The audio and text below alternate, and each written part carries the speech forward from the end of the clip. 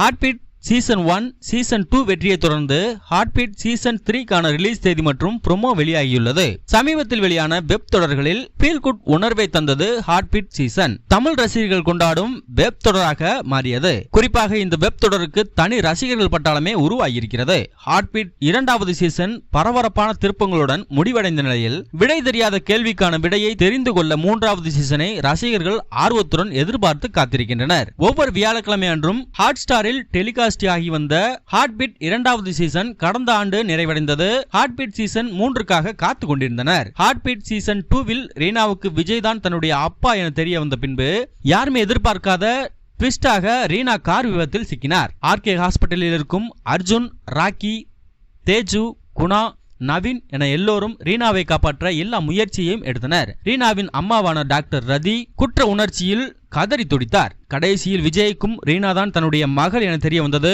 தனது மகளை ஆபரேஷன் செய்து காப்பாற்றினார் விஜய். ஒரு வழியாக 25 ஆண்டுகள் கழித்து அப்பாவும் பொண்ணும் இணைந்து விட்டனர் என எல்லோரும் நினைக்க இயக்குனர் அங்கேயும் ஒரு ட்விஸ்ட் வைத்தார். தடையை மீறி ஆபரேஷன் செய்ததால் விஜயை போலீஸ் அரெஸ்ட் செய்ய ரீனா அப்பா என கதறிக்கொண்டே ஹோமாவுக்கு சென்று விடுகிறார். இதற்கான முடிவு சீசன் 3வது சீசனில் தெரிய வரும்.